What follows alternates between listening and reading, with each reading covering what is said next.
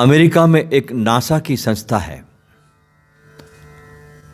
जो विज्ञान के जगत में बहुत काम करती है। उन्होंने जब पहली बार चांद पर जाने के लिए अपना शटल छोड़ा तो उसमें जो एस्ट्रोनॉट थे, उस यात्री जो थे, उनसे एक बहुत महत्वपूर्ण बात उन्होंने कहा, जा रहे हो तुम उस ग्रह पर, तो तुम उस ग्रह पे जब कदम रखो, अपने यान से बाहर आओ और उस चांद की धरती पर तुम जब अपने कदमों को रखो तो तुम्हें क्या अनुभव होता है, इसको जरूर तुम अपने पेन से अपने कागज पर लिखना। तुमने क्या क्या अनुभव किया उस चांद पर, उस स्पेस में, उसे जरूर लिखना। यह कहकर उस शटल को रवाना कर दिया। जब चंद्रयात्री वापस लौटे धरती पर तो वैज्ञानिक बहुत उत्सुक थे इस बात में कि इन यात्रियों को उस ग्रह पर क्या अनुभव हुआ।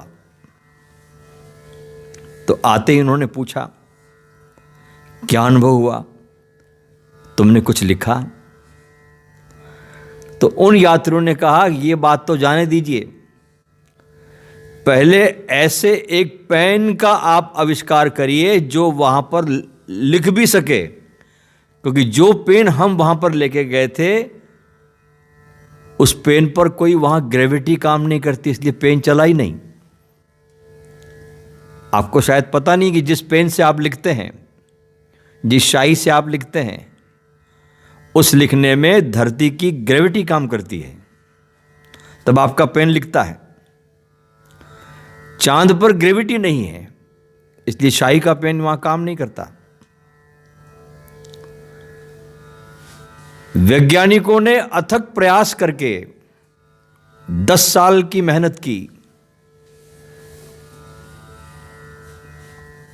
और $10 मिलियन लगा के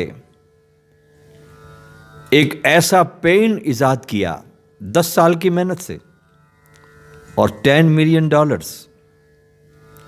जो अंतरिक्ष में लिख सके। बहुत मेहनत लगी एक पेन बनाने में। उन्हीं दिनों में रूस भी उस चंद्रयान की यात्राओं पर वो भी काम में लगा था। जब उन्होंने ये बात सुनी तो उन्होंने एक इसका बहुत सरलतम मार्ग निकाला कि 10 साल की मेहनत, $10 मिलियन कौन खर्च करे। उन्होंने अपने यात्रियों को पेंसिल पकड़ा दी और पेंसिल काम कर गई। जो साधारण सी पेंसिल होती है उस पर ग्रेविटी काम नहीं करती, और पेंसिल से उनका काम हो गया। दोस्तों, जीवन बस ऐसा ही सरल है, इतना ही सहज है, और ध्यान भी इतना ही सरल और सहज है। ध्यान हमें बहुत सरल, बहुत सहज बनाता है, अपनी आंतरिक सत्ता से हमारा परिचय कराता है, जिससे कि हम अभी तक परिचित नहीं हैं।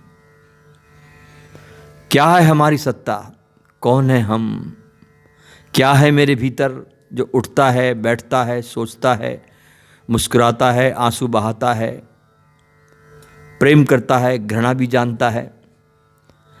ये कौन है मेरे भीतर जो एक दिन चला जाता है तो उसके चले जाते ही सारे रिश्ते नाते टूट जाते हैं। इस आंतरिक सत्ता में जाने कि जब अदम्य प्यास पैदा होती है मनुष्य में, बहुत प्राणों की प्यास से भर जाता है, तब उसे भीतर का मार्ग बहुत सहजता से पता चलना शुरू हो जाता है। और ज्यों ज्यों आदमी के जीवन में ध्यान आता है त्यों त्यों वो सरल और सहज होता जाता है।